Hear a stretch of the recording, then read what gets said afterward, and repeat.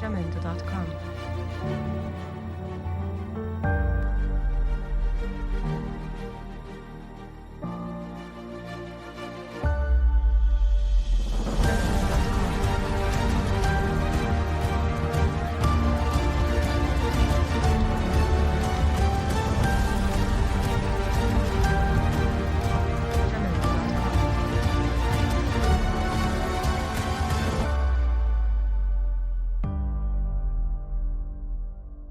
Bienvenidos a una nueva clase flipada de biología. En la clase de hoy vamos a hablar de las células procariotas. Lo que hemos comentado en los temas precedentes se refería a las células eucariotas, pero tenemos que ver algunas diferencias que tienen las células procariotas en general, mucho más simples, de modo que vamos a eliminar buena parte de lo que ya conocéis y añadir alguna cosa nueva. Vamos a comenzar. Bueno, como os decía en la presentación, vamos a estudiar la célula procariota, ya que hasta ahora todo lo que hemos hablado sobre las células era referido a las células eucariotas. Las células procariotas son mucho más sencillas, como vais a ver a continuación. Lo que vamos a ver, lo que estáis viendo en esta diapositiva, es un esquema de los caracteres generales de las células procariotas, que es lo mismo que decir las diferencias entre las células eucariotas y las procariotas. Bueno, por una parte, una cuestión taxonómica. Las células procariotas se encuentran solo en los dominios bacteria y arquea. En el tercer dominio, el dominio eucaria, precisamente están las células eucariotas. Además, segunda característica, el tamaño es bastante menor. Aproximadamente las células procariotas son como un 10% del tamaño de una célula eucariota. Tercera característica, salvo los micoplasmas, todas tienen pared celular. Eso sí, la pared no es de celulosa, a diferencia de la eucariota. La membrana plasmática no tiene esteroles. Es una diferencia también importante. Quinta característica. Los ribosomas son 70S, es decir, son más pequeños que los presentes en la célula eucariota. Además, carecen de todo tipo de orgánulos membranosos, retículo endoplasmático, complejo de Golgi, etc. Y también carecen de citoesqueleto. Por carecen también de núcleo. De hecho, esta es la principal diferencia con las células eucariotas. Eso quiere decir que su ADN no está protegido, está disperso en el citoplasma. Y finalmente, y también en relación con el ADN de las células procariotas no está asociado a histonas, las proteínas que forman los nucleosomas en las células eucariotas.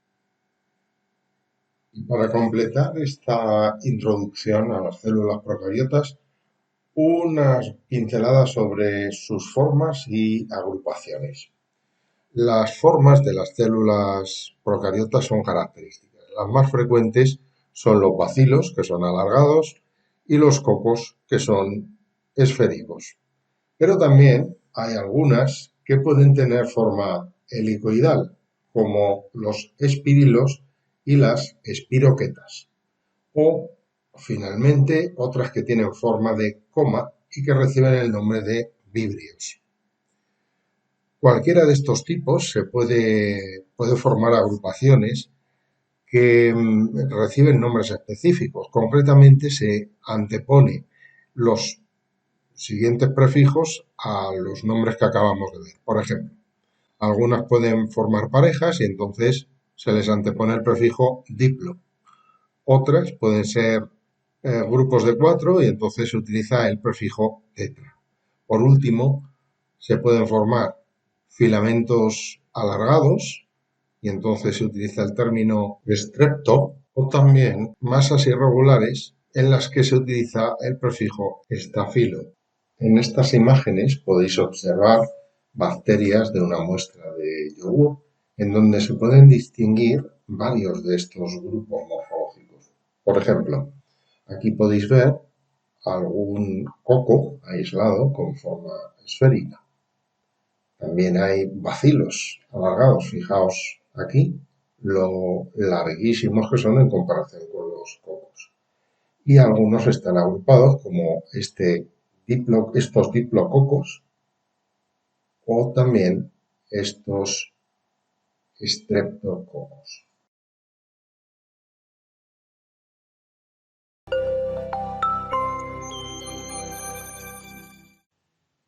Las cubiertas externas de las bacterias pueden ser variadas. Todas necesariamente, salvo los micoplasmas, presentan la pared celular. Es una pared celular distinta de la que presentan las células eucariotas, cuya composición vamos a ver a continuación, porque hay varias modalidades de pared bacteriana. Bueno, en principio podemos distinguir dos tipos de paredes celulares: la de las arqueobacterias y la de las eubacterias. Las arqueobacterias pertenecen al dominio arqueas y las eubacterias al dominio bacterias. Bueno, la pared de la que habéis oído hablar alguna vez es la de las eubacterias, que está compuesta por un polisacárido llamado peptidoglucano. También se le conoce como mureína. Este polisacárido, del que hemos hablado en alguna ocasión, está formado por la alternancia de dos monosacáridos que se llaman N-acetilglucosamina y ácido N-acetilmurámico. Por otra parte, la pared de las arqueobacterias es muy parecida. El constituyente se llama pseudopeptidoglucano y, como podéis ver, también está formado por N-acetilglucosamina y lo que cambia es el segundo monosacárido, que se llama ácido N-acetil-talosaminúrico. Es la única diferencia, es decir, que hay dos tipos de paredes celulares, con pseudopeptidoglucano en las arqueas y con peptidoglucano, mureína, en las eubacterias. Estas, además, pueden presentar dos tipos diferentes de paredes: las gram positivas, que tienen ácidos teicoicos, y las gram negativas, que tienen lipopolisacárido. En total, como veis, hay 4 tipos diferentes de paredes celulares en las células procariotas. La estructura de la mureína es esta que veis aquí.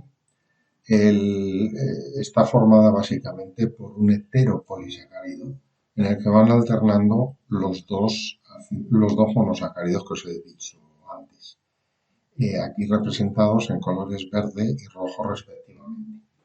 Las hileras de heteropolisacáridos se disponen paralelas y de estos monosacáridos, concretamente del ácido N-acetilmurámico, cuelgan tetrapéptidos, es decir, unidades formadas por 4 aminoácidos, no siempre estos que tenéis en esta imagen, pero fijaos que entre ellos se encuentran algunos aminoácidos extraños, porque pueden presentar isómeros enantiómeros D, cosa que no es común, vamos, es completamente anómalo en las proteínas biológicas.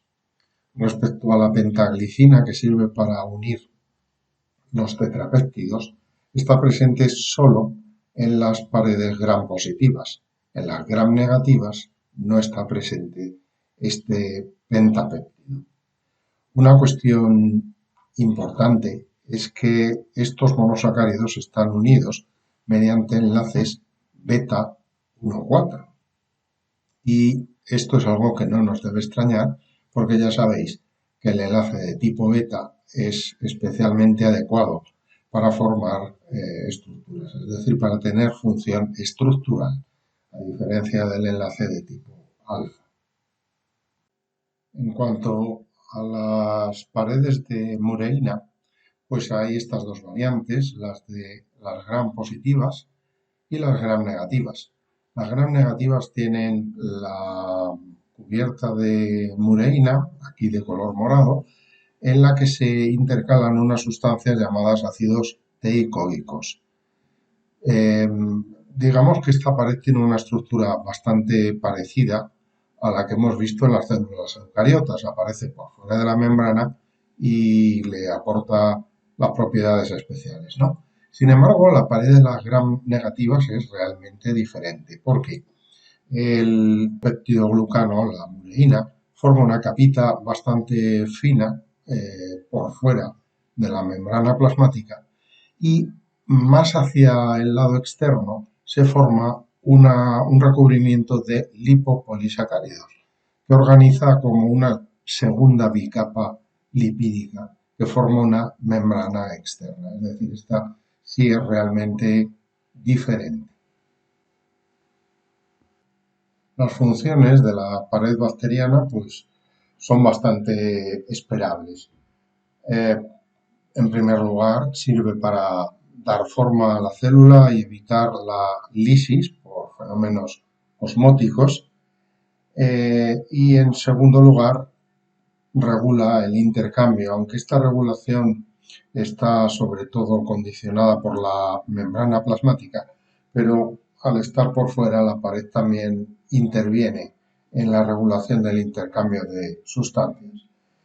Y podemos añadir otras dos funciones un poco secundarias y que son presentar antígenos, es decir, los antígenos que van a permitir a nuestro sistema inmune reconocer las bacterias se presentan en las paredes celulares.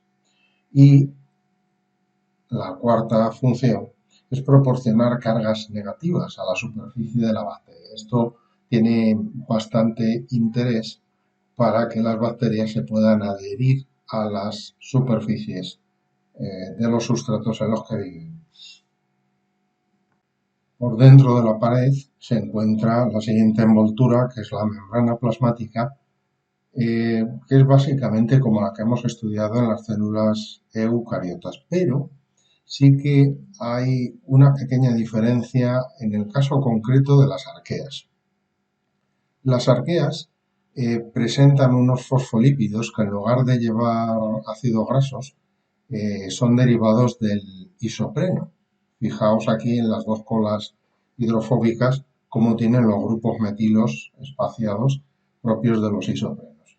Y otra diferencia importante es que la unión, en este caso del isopreno con la glicerina, es a través de un enlace de tipo éter, en lugar de un enlace de tipo éster, que es lo que presentan los ácidos grasos.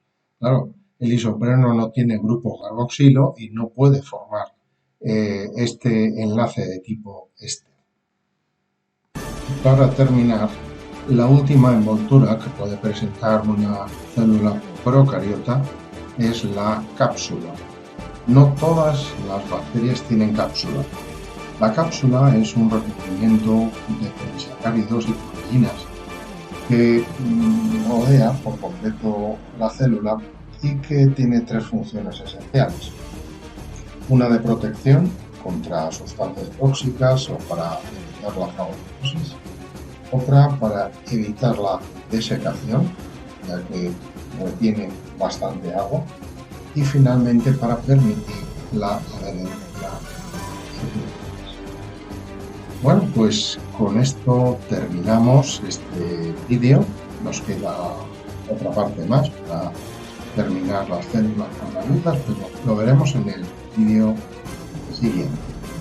Así que bueno, pues me despido de una nueva clase flipada de biología, como siempre, esperando que os haya gustado y sobre todo que os haya resultado útil. Hasta el próximo vídeo.